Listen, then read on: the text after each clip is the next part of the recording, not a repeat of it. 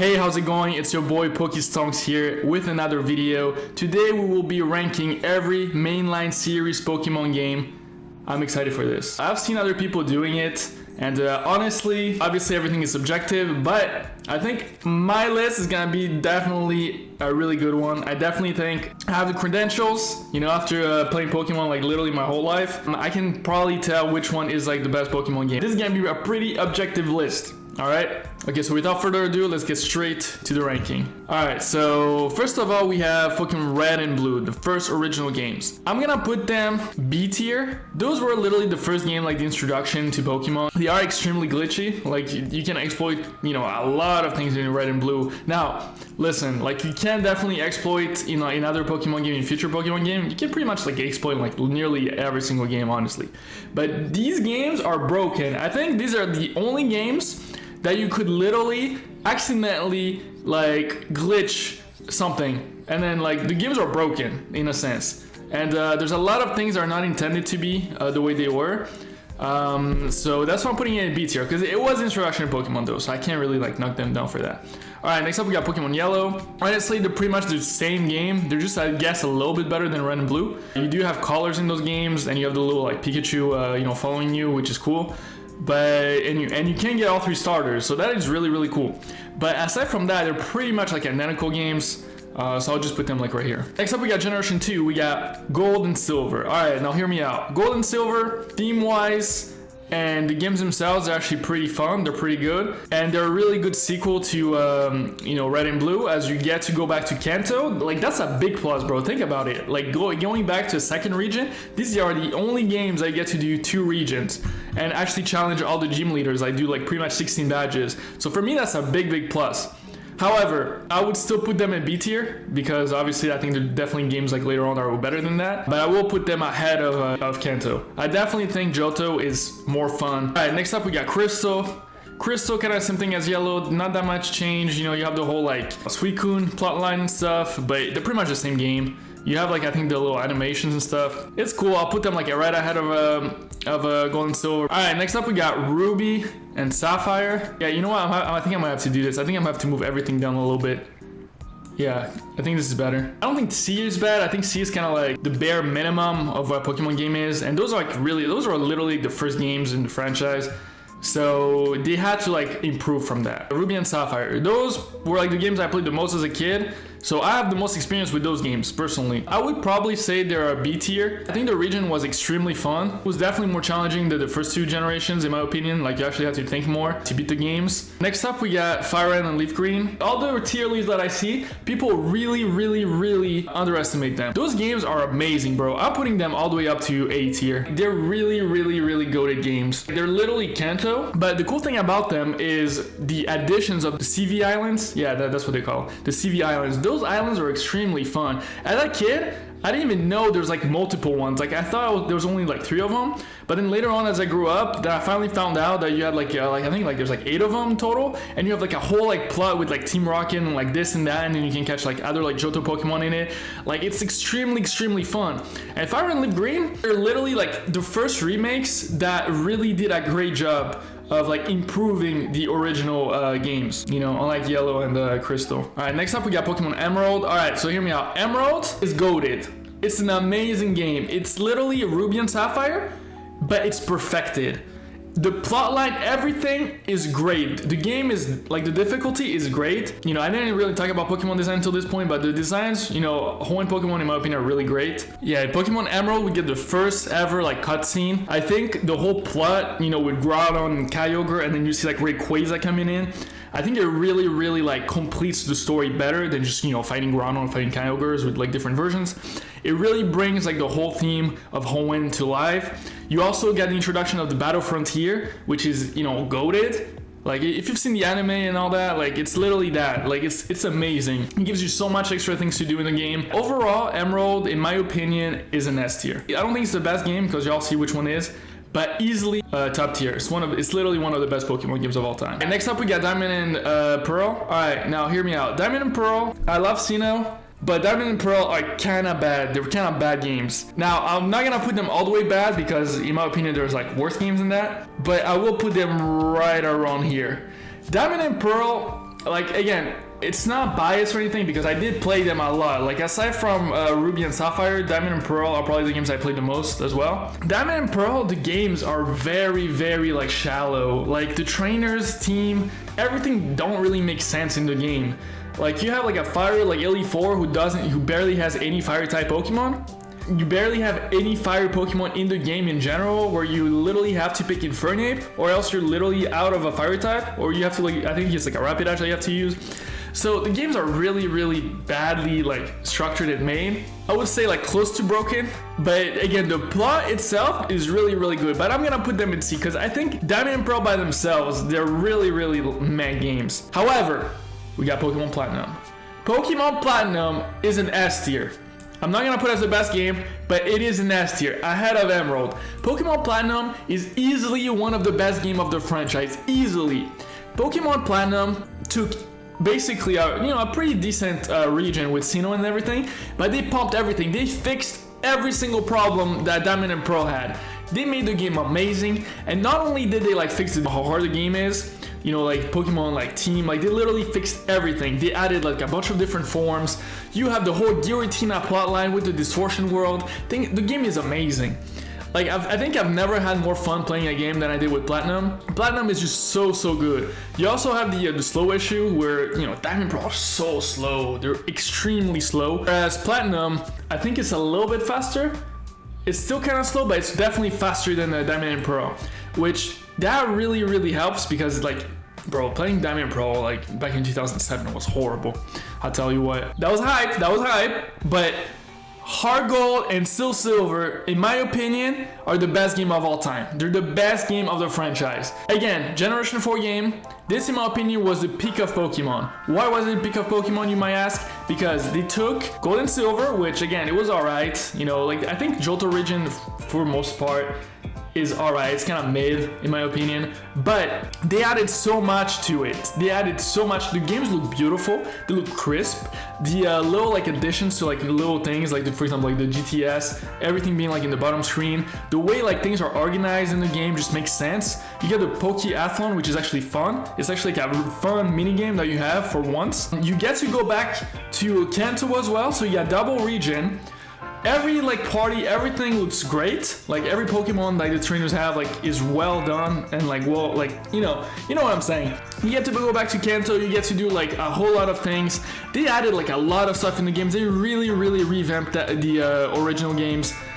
You also have like Pokemon following you, and not only the Pikachu this time, but you have like literally every single Pokemon following you, which in my opinion, that's a big dub. That should be done in like literally every single Pokemon game. I don't know why it's not a feature in every game. It's challenging as well. It's not brain dead game where you just click A. Yes, it's Pokemon. Most of the games are easy, but some of them require you to like think a little bit more, especially if you're under leveled, which that's the way I play. I like playing under leveled, so the games are harder.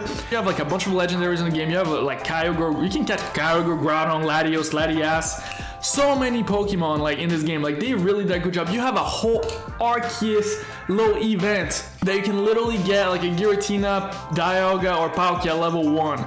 And there's like, with a whole cutscene that looks amazing. This game's, bro, literally easily the best games of all time. Let's go ahead and go to Black and White. Pokemon Black and White, at first, back when they came out, a lot of people didn't like them, mainly because of the Pokemon designs. Obviously, they kind of grew, I guess, on like mostly everyone, because it's been like 10 years now. I will put them in the A tier. They're definitely amazing games. The storyline, with Team Plasma, the End Castle, pretty much like the best written Pokemon game of all time. When it comes to like storytelling, they're the best Pokemon game. All right, they're the deepest ones. They're really good. One thing that I'd say will like kind of holds them back, the Pokemon design. Like again, we did get used to them, so now we don't see them as bad. But when they first came out, like even when I looked at everything, I was like, these are bad looking Pokemon. Like in my opinion, when it comes to like Pokemon design, the downfall was literally Gen 5. Gen 5 for me was like the low point in terms of designs. But even then, there are still some great design Pokemon in there, so I'm not like bashing the whole generation. But for the most part, it is the worst design Pokemon wise. The whole like can only use Unova Pokemon was fun and stuff, but you kind of want to use more than just Unova Pokemon after a while. Really good games, that's why they're in A, but I don't think they come close to Pokemon Emerald and Platinum, so I can't put them in S tier. Alright, next up we got Pokemon Black and White 2. Alright, now these games I'm putting it ahead of Emerald, but right after Platinum. Pokemon Black and White 2 are also perfect games in my opinion. The writing gets even better than Black and White. Best written Pokemon game of all time. That's it. Those are the ones. The games are really long as well. Like to play through the entire thing, there's so much things you have to do. They're challenging. It's not easy. You also have the introduction of easy mode and hard mode for the first time. Now, the way you get it, it's kind of annoying because you do need to like beat the game once. I think you have to be like, I think it's Black 2 you have to beat, and then you can transfer the key to like a new save file. But that's revolutionary, like having like a hard mode in a Pokemon game for the first time, really good. That's the only time they ever did that too, like that's kind of crazy. It's not like just the same Black and White, but then just, you know, with like new additions and stuff. They literally made a sequel. That's amazing. Like you literally see what happened to the Unova region 2 years after you play Black and White. That's amazing. Honestly, Black and White 2, go to games. S tier. Pokemon X and Y. X and Y, I remember when the game came out, I was really hyped because 3D, like that was like every kid's dream of playing 3D Pokemon. But I'll say this, they're really empty games. They're really empty. You have like literally no post games. Oh yeah, I forgot to mention, for Heart Gold and Soul Silver, you got the Battle Frontier. Emerald, you got the Battle Frontier. Black and White 2, you do have, I think it's like a Battle Stadium, I forget what the name is. Platinum, you get the Battle Frontier. They all got Battle Frontiers on here. So, post game, you were good. X and Y, there's no post game. There's literally no post game. However, the one thing that a lot of people, like, I don't think they understand in X and Y was, I think those games were really made for competitive players. Why do I say this? That's when like competitive Pokemon really evolved to a next level. That's when I started seeing like really like competitive Pokemon everywhere. They added so much things to make it breeding easier, shiny hunting. Well, not really shiny hunting, there's just different methods, but hidden abilities. They did like so many things, you know, the Destiny Nut, where it was way easier to breed Pokemon and make competitive teams. And at the same time, I feel like it's intentional that they made the main storyline kind of quick, so then people can just play the game, quickly beat the game, have a fun little time, and then, you know, get into business, you know, with competitive like breeding and all that. For me, that's really like what the games are about, X and Y. Story-wise, I don't think it's that bad. I think it's pretty decent. I like the region. I like Kalos. I think it's a really decent region. The Pokemon designs, in my opinion, are some of the best Pokemon designs. Now, other people will be like, no, they're not, but hear me out. I definitely think after Generation 5, when it comes to Generation 6, 7, and 8, y'all guys will see a trend for this. As the Pokédex are way smaller than all the other regions, I definitely think they put like an emphasis in Pokemon design. And they did the same thing with, you know, the shinies, like handpicking every single shiny for every Pokemon in that region. Definitely more of an emphasis on each individual Pokemon instead of just quantity, which, in my opinion, quality over quantity, and I definitely see that in Pokemon X and Y. Because of how shallow the game is, I'm probably gonna put this as a B tier. Alright, next up we got Pokemon Omega Ruby and Alpha Sapphire. Literally a combination of Ruby and Sapphire and X and Y. I did like what they did. I did enjoy the whole like a post game like Emerald thing. So you did have like a post game on here, which is really cool. Kind of bummed that they didn't add the Battle Frontier in this game. Also, I'm a big fan of Mega Evolutions, so for me that's a plus. But it's not really something I'm really gonna be like, oh, they had a Mega Evolution, I'm gonna put it all the way up. Nah, like high B. The one big issue of why I'm not putting those higher either is the difficulty level. Those games are extremely easy, like extremely easy. They're brain dead easy. With Mega Evolution, you really speed run through the game super fast. So I love Mega Evolution. I just wish like implemented differently in the main storyline because like it's so easy. All right, next up we got Pokemon Sun and Moon. All right. Now, I know a lot of you guys love these games. I want to put them in bad. Now, again, I played through all those games beforehand, and I had no issue. Like, I could literally play them and not have a problem with them. But Sun and Moon were the first games that I could barely, like, I literally had to force myself to finish them. It was unbearable. Like, the main problem with those games were all the cutscenes. There was so many cutscenes in the game, and hand-holding. So many hand-holding. When you go from one place, you walk 2 steps, it stops you for another cutscene. You walk another 2 steps, you go for another cutscene. It's horrible. The region itself, Alola, I think it's pretty cool. I don't think it's the best region. I also really enjoy the Pokemon designs. Like I said, like from Generation 6 on, like for me, like they don't really miss with Pokemon design. Z-moves were horrible in my opinion. Nowadays, I kind of came like to terms with it, and they also removed Mega Evolution, or I guess they like kind of took a step away at that point and they started like really focus on Z-move instead, which is kind of like, why? Like go more in depth with Mega Evolutions instead of like introducing a whole new thing that is not as cool as Mega Evolutions. The games are really easy. Nah, it's for me they're bad games. They're bad games. Pokemon Ultra Sun and Ultra Moon. So these are literally like they sell you I think it was for like 40 bucks that time. 40 bucks for literally the same exact game of Sun and Moon, except with like a little, you know, a little bit of improvement. I will put them somewhere around like right here. They are better. They're definitely better. I really like how they're actually more challenging, but you know what? I'll put them like all the way here. Like I don't like the forms, by the way. I really don't like what they did with Sangaleo and Lunala. But for the whole Necrozma thing, you know, the way just literally like when you get to like the main part of the game, random Necrozma that literally just bodies your whole team out of nowhere. Like that was fun. Like that, I actually had a hard time. Now keep in mind, I was like under leveled, but those games were actually like, some parts of it were extremely better and more fun, and you can tell that they really like made the game better. However, the problem with them is again the same thing. The hand-holding. The hand-holding is horrible. But they did make the game harder, so that's why I'm putting them higher up. Alright, next up we got Let's Go Eevee and Pikachu. Now again, this might trigger some of you because you guys like, I know a lot of people love like Pokemon Let's Go. I'm gonna put them like all the way at the bottom. The games are extremely childish. Like so childish. And for the first time, those games right here are the first Pokemon game till this day that I did not finish. The games do look really good. They look really vibrant, really nice. Like I'll give you guys that. But aside from that, it's so childish. I can't do it. And not only that, at this point, we're literally playing Kanto again. I just can't get around it. Like I tried playing them too. Like I didn't buy them when they first came out. I couldn't finish them. I just couldn't. Alright, next up we got Sword and Shield. Alright, this is the most controversial games probably of all time. Probably like right here.